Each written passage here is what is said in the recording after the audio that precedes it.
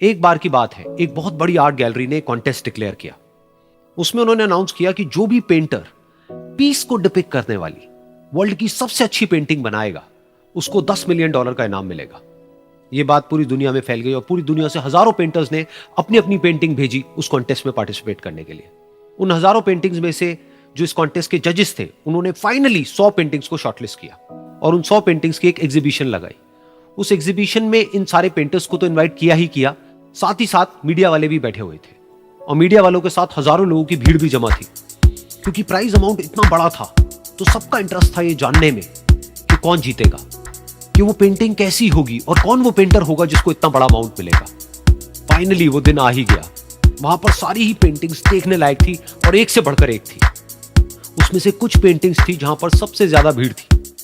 जैसे एक पेंटिंग थी जहां पर एक बिल्कुल साफ पानी की नदी बह रही थी, जिसके पीछे कुछ पहाड़ थे, उसके ऊपर बर्फ जमी हुई थी और पीछे से सनराइज हो रहा था। एक और पेंटिंग थी जहां पर पेंटर ने पीस को डिपिक्ट किया था फुल मून नाइट के थ्रू, यानी कि एक बिल्कुल पीसफुल लेक थी जिसका पानी बिल्कुल स्टिल था, इतना स्टिल कि उसके अंदर आप रिफ्लेक्शन देख सकते थे आसपास में जो भी कुछ था उसका, बिल्कुल एक मिरर की तरह। और बिल्कुल डार्क आसमान में कुछ तारे चमक रहे थे और एक चांद चमक रहा था। उसके अलावा एक पेंटिंग थी जिसमें बिल्कुल सफेद बादल थे, नीला आसमान था और बिल्कुल हरी हरी घास थी। यानी कि सारी ही पेंटिंग्स ऐसी जिसको देख करके ही मन शांत हो जाए। तो कॉन्टेस्ट बहुत ही टफ था क्योंकि सारी पेंटिंग्स एक से बढ़कर एक थी। तो जजेस के लिए शॉर्टलिस्ट करना कि कौन सी पेंटिंग बेस्ट है, that was very very difficult. लेकिन वो मोमेंट आ ही गया जब जजेस ने अपना माइंड मेकअप कर लिया और एक पेंटिंग को इन सारी पेंटिंग्स में से सिलेक्ट कर लिया और उस पेंटिंग को एक बड़े से कर्टेन के पीछे रख दिया।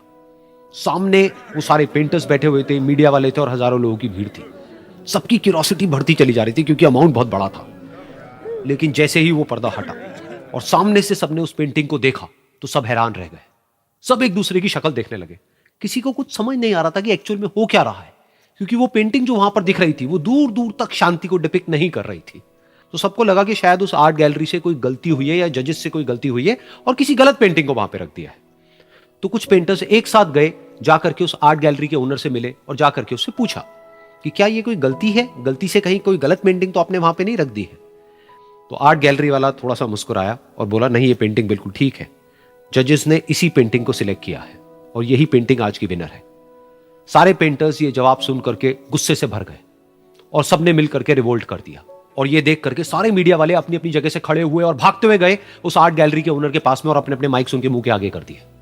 तो अगेन वो आर्ट गैलरी का जो ओनर था वो हल्का सा मुस्कुराया और उसने कहा कि मुझे कुछ बोलने से पहले एक बार इस पेंटिंग को आप लोग ध्यान से देखिए, थोड़ा पास से देखिए, शायद आपको कुछ ऐसा नजर आए जो दूर से नजर नहीं आ रहा है। क्योंकि आप सबने एक चीज तो देख ली कि इस पेंटिंग में आंधी है, तूफान है, चारों तरफ सब कुछ तहस नहस हो रहा है, आसमान में बिजली कड़क रही है, काले बादल हैं, ये सब तो आपने देख लिया।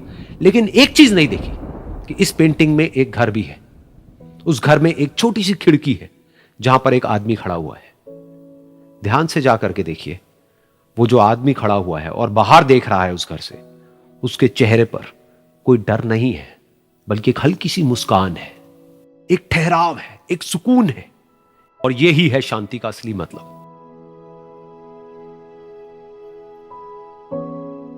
यानी कि शांति का मतलब यह नहीं है कि हमारे बाहर सब कुछ शांत है और फिर हम शांत हैं, क्योंकि वो टेम्पररी है। असली शांति का मतलब यह है कि हमारे बाहर चाहे जो कुछ भी हो रहा हो, हम अंदर से पूरी तरह से शांत हैं, हमारा मन शांत है। क्योंकि जिसका मन शांत नहीं है, उसको चाहे आप कितनी भी सुंदर से सुंदर जगह पर ले जाकर के बिठा दो, वो वहां पर भी जाकर के दुखी ही रहेगा।